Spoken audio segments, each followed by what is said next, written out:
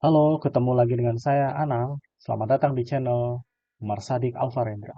Jadi, asal mulanya ya, dibuatnya konten ini karena obrolan dengan ayah ya. Ayah itu bilang kalau sekarang mobil listrik itu udah mulai banyak gitu. Dan jangan-jangan mobil-mobil konvensional itu udah nggak laku lagi.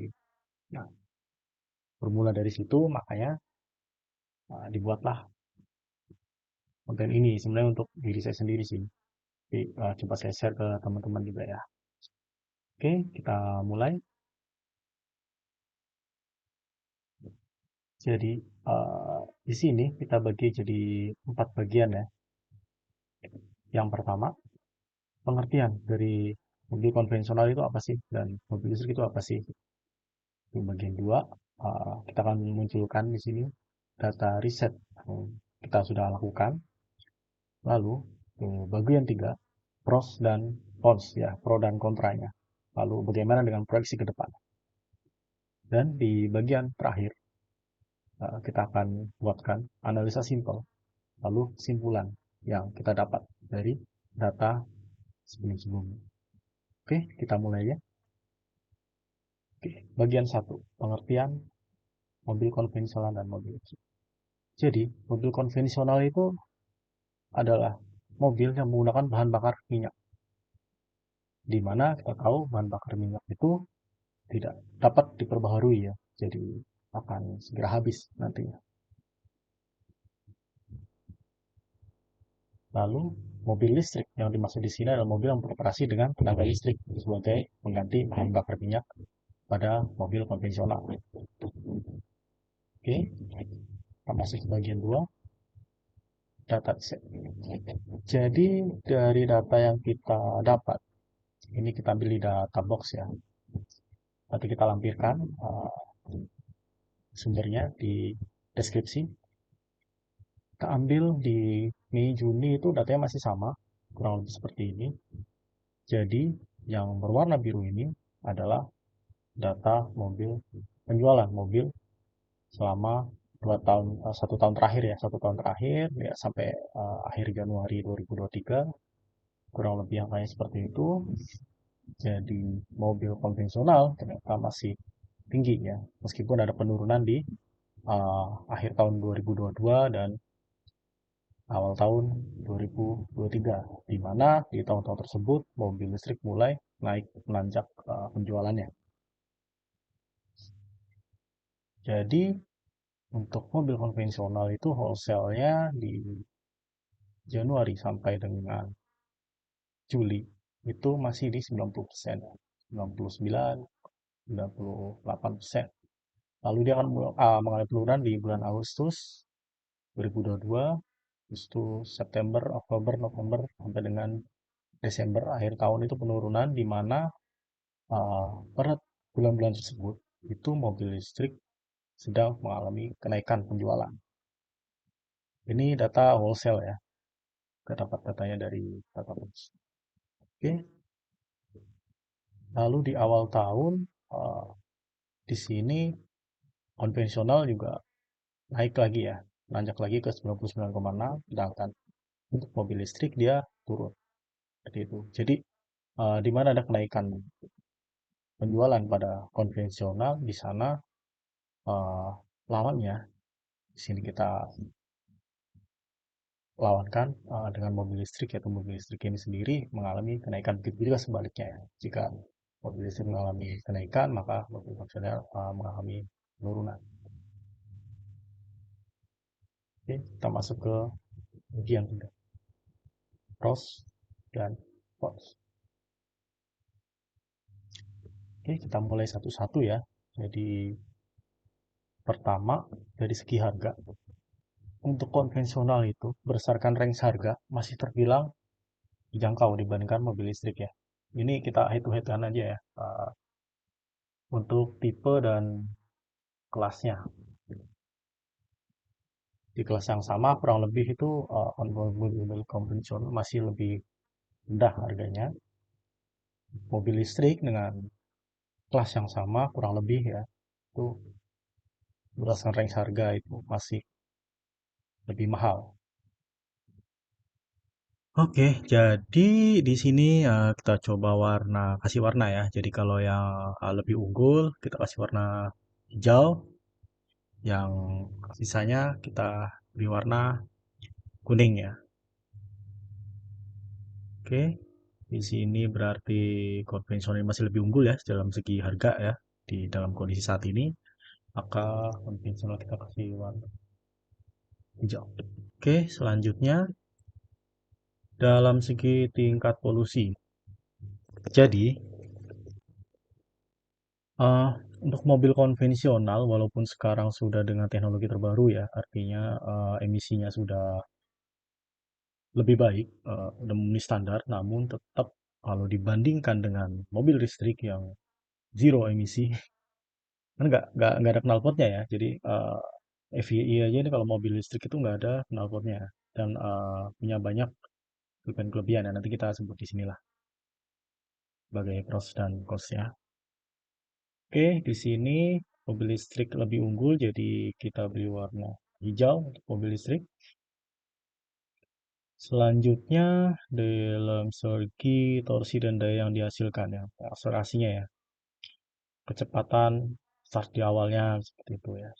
Kecepatan jadi untuk konvensional itu dengan sistem transmisi yang lebih rumit ini dibutuhkan mekanisme eh, transmisi yang kompleks. Jadi ini sebenarnya eh, secara garis besar sih nggak begitu pengaruh ya. Namun karena sekarang kita sedang membandingkan, jadi untuk konvensional dia termasuk lebih rumit ya dibandingkan dengan mobil listrik yang sistem transmisinya bisa langsung dikontrol dari motor. Artinya torsinya instan ya, bisa lebih cepat ya dalam melakukan akselerasi. Di bagian ini maka di item ini mobil listrik lebih diunggulkan ya. Jadi kita beri warna hijau. Itu yang kurang diunggulkan, kita beri warna kuning ya. Oke, memudahkan. Jadi pembacaan kita nanti kita beri warna. Oke, untuk selanjutnya yaitu kelebihan secara insentif ya. Insentif dari pemerintah ini, terutama di kota-kota besar ya, misal di Jakarta.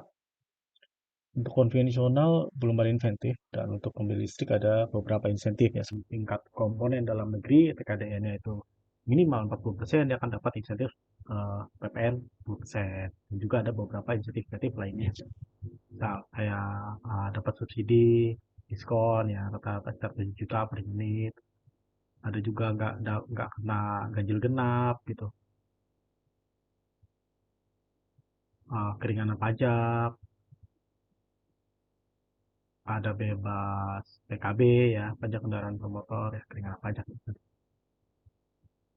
Itu semua dilakukan sebenarnya tujuan pemerintah adalah supaya uh, untuk mendorong ya percepatan terbentuknya ekosistem kendaraan bermotor listrik ya KBLBB ya di sini untuk mewujudkan perilaku perubahan masyarakat ya dalam berkendara dengan kendaraan-kendaraan ramah lingkungan. Itu mobil listrik itu lebih diunggulkan karena punya insentif dari pemerintah untuk mendukung zero emisi. Oke, kita beri warna hijau untuk mobil listrik. Selanjutnya, di poin ke-5 ini adalah perawatan ya. Untuk mobil konvensional, perawatannya termasuk moderate, dan sedangkan untuk mobil listrik bisa tergolong lebih ringan ya, karena sistemnya yang lebih sederhana. Ya, rawat handphonenya, gitu. Ya, baterai, cas, dan sebagainya. Oke, jadi di sini kita beri warna hijau untuk mobil listrik karena lebih diunggulkan.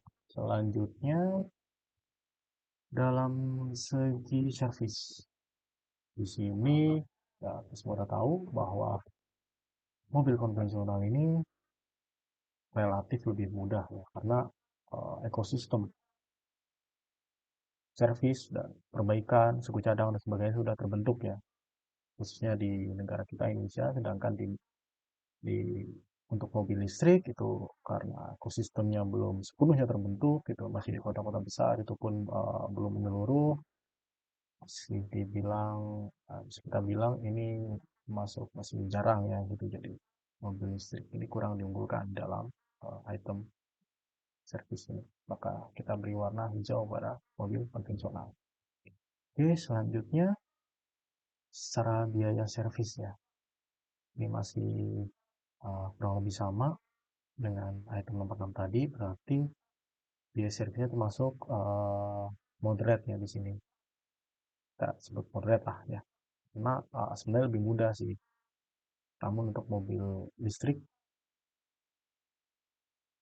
kita masih bilang ini cukup mahal ya, karena belum belum teknisinya belum belum banyak yang bisa kerjaan ini untuk di Indonesia secara menyeluruh secara negara ataupun secara wilayah gitu, masih baru berada di kota-kota besar itu pun sejarah. Sini kita beri hijau untuk mobil konvensional. Selanjutnya dari segi sumber energi, konvensional itu mesin berbahan bakar minyak yang akan habis ya nanti pada masanya juga. Listrik juga dengan baterai yang dia juga punya daya yang akan habis, makanya kita harus ganti atau beli baterai baru lah semacam itu. Artinya di sini kita anggap masih sosok ya, karena ini udah di sumber energi aja gitu, si punya kelebihan dan kekurangannya masing-masing ya sumber energinya. Jadi kita nggak perlu beri warna ya, nggak perlu imbang dalam segi sumber energi. Oke, selanjutnya di sini ada durasi recharge atau pengisian daya. Untuk mobil konvensional ya, karena tinggal datang ke pom bensin, maka di luar antri gitu. Anggap ini sangat cepat ya, tinggal isi, bayar, udah bisa pergi. Dengan mobil listrik kita harus charge dulu tuh. Pengisiannya kan lebih lambat ya. Sekarang secara pengisian sebenarnya bisa ditukar baterai aja sih, dan itu tempatnya masih jarang ya, belum menyeluruh. Di kota besar aja masih belum menyeluruh, apalagi secara wilayah pada umumnya. Maka di sini kita dapat bilang mobil konvensional itu masih lebih unggul ya. Oke, jadi di sini kelebihan kekurangannya masing-masing punya 4 poin ya. Jadi anggap ya pasti ini sosok ya. Jadi tinggal preferensinya mau ambil yang mana. Selanjutnya untuk proyeksi ke depan. Jadi di sini kita akan bahas terkait proyeksi ke depannya. Bagaimana sih? Kapan sih energi fosil akan habis? Kita cari kemarin. Oke, sudah kita cari beberapa berita ya kayak hal ini. Ada banyak wacana ya. Nah, itu akan habis di 2052, 2074, atau 2094 dan sebagainya. Kalau berdasarkan berita yang udah dicari ya, menurut Menteri SDM itu bahan bakar fosil akan habis dalam 15 tahun. Dan ada beberapa usulan dari India maupun Tiongkok untuk cara memangkas pemakaian bahan bakar fosil dan sebagainya. Menurut artikel pada Map Stanford, di sini bahan bakar fosil terindikasi akan habis pada 2052. Artinya masih sisa 29 tahun lagi. Lalu menurut nama Main Science habis di tahun 2074 ya. Artinya itu masih sisa sekitar 51 tahun lagi. Namun menurut Amerika Petroleum Institute itu kemungkinan akan habis di 2094 ya. Ya, masih sisa sekitar 71 tahun lagi. Jadi ada 29 range itu 29 sampai 70 tahun lagi rata-rata ya, 50 tahunan. bahan bakar fosil ini akan habis nih. Ini dengan uh, asumsi tidak menemukan penambangan baru untuk bahan bakar fosil.